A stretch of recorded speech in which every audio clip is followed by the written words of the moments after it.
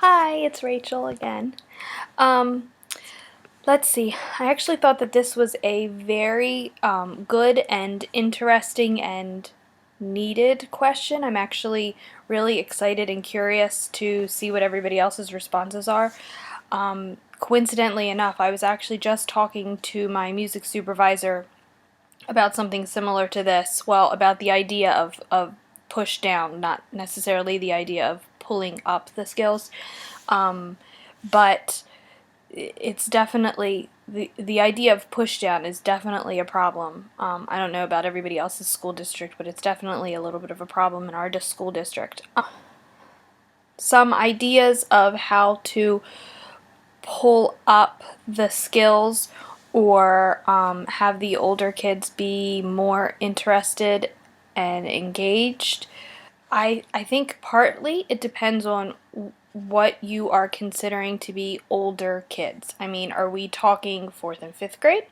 Are we talking middle school? Are we talking high school? So I feel like the answers are going to be very different depending on who you're considering pulling up to.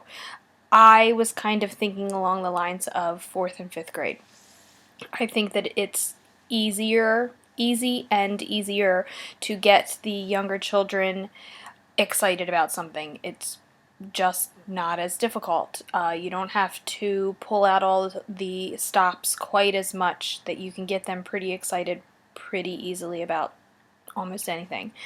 But for the older kids, they definitely, you know, they're starting to get a little bit older, a little bit more mature. Some of them just are not into, it's not that they're not into music, aren't into performing music as much, particularly in the general music setting, etc. So some of the things that I've done in previous years that seemed to work well with older kids and pulling up the skills and keeping them engaged is, well, firstly, to try to incorporate songs that they like or that they are interested in.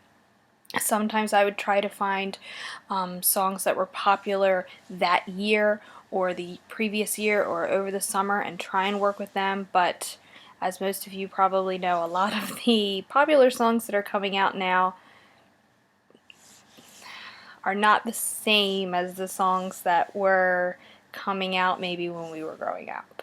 So sometimes I'll pull out old stuff, but that's not necessarily a bad thing. I've used the Beatles music quite a bit in a lot of different things. The kids really their music really resonates with them. They really enjoy that. So it doesn't necessarily have to be new stuff. It just has to be songs that the kids find interesting. If it's a song that they enjoy, then you can teach them something through learning that. For instance, I used the Beatles' Let It Be to try and teach about chords and chord changes and the elements of chord, etc. And then we were able to put that all together and play it on the xylophone, and then they later played it on the ukulele. But I was able to squeeze all of that out of that because they liked that song so much. Another thing is to allow them time to create things. This can sometimes be difficult because of time, but I think that it's really, really important, especially as the children get older, to allow them to have ownership over what it is that they are doing. Now, obviously, in the previous years of schooling, they have to have the skills in order to be able to create something.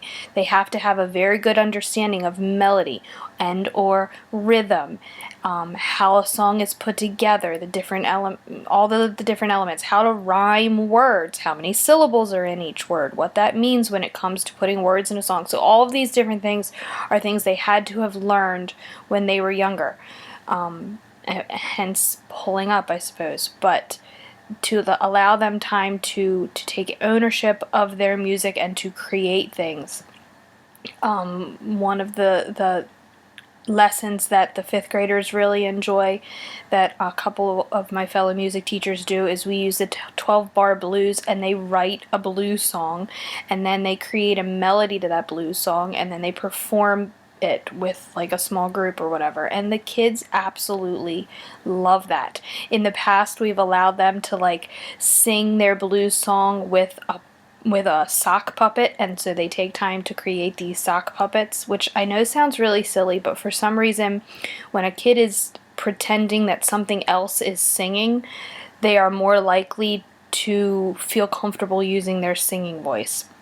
Particularly the boys, especially once they get to 5th grade, some of their voices have maybe started to change, and so they don't necessarily want to sing anymore. Something else would be to incorporate other subjects. So that you might have kids that don't really enjoy music that much, but maybe they're really, really good writers, or they're really good artists, or they're really good at math.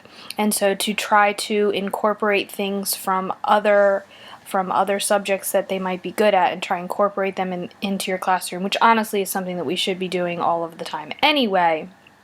But instead of coming at it as more of a need to help with testing and stuff, come at it from a, well, this is what the kids enjoy, or this is what they're good at kind of situation.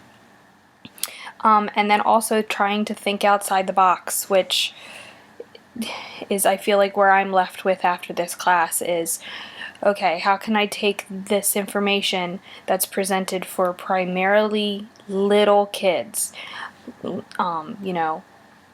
birth through 4, and try and incorporate a lot of that stuff and pull it into what I am doing, and then make sure that I am giving them the building blocks and the tools that they need to continue on with their musical career, and to have what they need when it's time for them to move on to 3rd grade and learn how to play the recorder, to have what they need so that when they get to 4th or 5th grade, they know how to play an instrument, or they can be a part of the chorus and they're prepared for that. To then utilize all of that knowledge and move on to middle school or high school or whatever they decide to do with their musical lives outside of elementary school. I mean, there's so many different paths that it can take, and it starts to become a personal path, and I want to make sure that I have prepared them for that if that's the path that they choose to take. So I don't know if that's the right answer. I think that it's a very difficult question to answer. We always are complaining about how they're pushing down things, how it's, how much more is asked of the kids younger and younger. I've never really thought about it the other way around. So, intriguing question. I'm really looking forward to seeing all of your responses. Have a good evening.